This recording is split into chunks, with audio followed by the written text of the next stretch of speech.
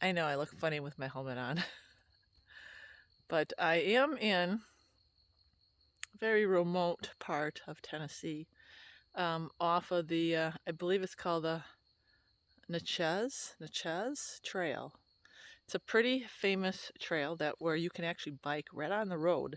The speed limit is very slow. It goes how many hundreds of miles. Country living. I know I've met you, and some of you are already transitioning uh, to country, what's called country living. I used to just call it off the grid, but a lot of people are not just.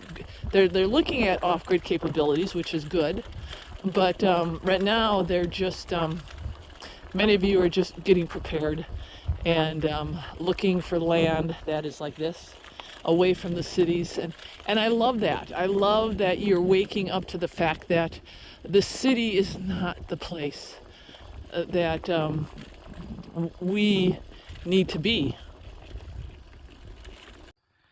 So while I'm out here, and I love the setting, I just want to do some Starry Hilder, just a couple things that you guys need to think about when you are preparing yourself for this type of lifestyle. So I think number one, get out and get in the woods. Spend some time in this type of environment. There's people that I'm meeting that have no clue what it's like to be in the woods. They're freaking out over snakes and spiders and animals, and they think that they have to buy guns, and they just don't know. So I've spent my life since I was a little girl in the woods, and I've bow hunted, and I've had encounters with bears, and I mean, you name it, animals. Nothing bothers me, and I don't carry a sidearm or anything like that. And but this is really important that you get out in the woods. Number one. So that's I don't get out in the woods with your kids. Get out in the woods with your husband. If you're a single woman, get out in the woods. Bring some emergency stuff, but don't worry about bringing a gun. You just need to familiarize yourself with the woods so that you're not scared. Don't let this intimidate you. And the only way you can figure out about getting over this fear of being intimidated by the woods is to get out, okay? So do it a little at a time. Take a map and compass with you, or just take a compass and just get in the woods and start walking in the woods. Spend time in the woods. So that's number one. I also think number two is spend a day or two camping. Yeah.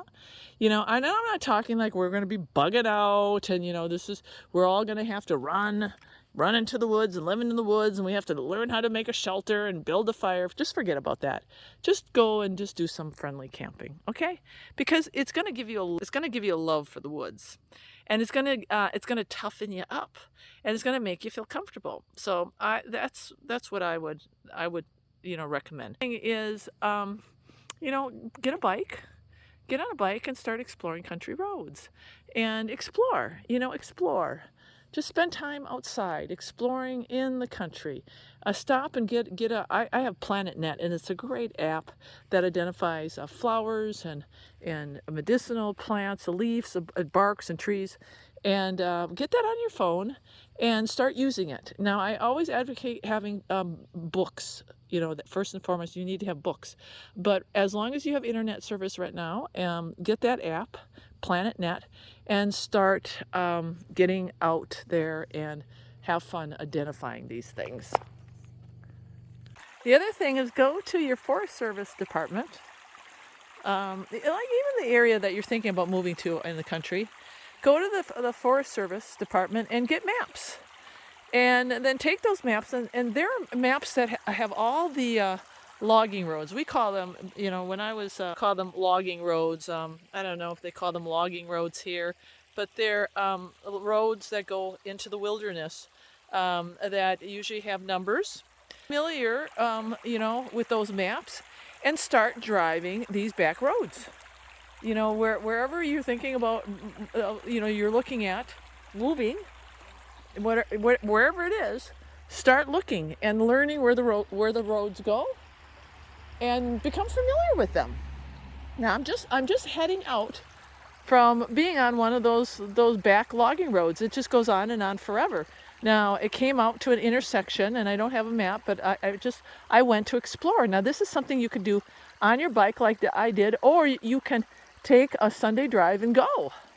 And it's good. It's good because, when you start doing these things, you familiarize yourself like where the water is, right? Where you can find like some of the resources in the woods. Like maybe you are exploring these logging roads and you find a whole bunch of raspberries or blackberries, or maybe it's a place where there's morels. Get out and explore. This is how you find resources, right? And you find water. Like where is your water resource going to be? You find trees that you could. I mean, can we cut these trees down? Are there ordinances where we could get firewood here? Are these roads open year round, or do they gate them off? You see what I'm saying? So there's that's another key thing that you can do when it comes to preparing yourself for country living. Okay, hard stuff. I think it's pretty good advice, right?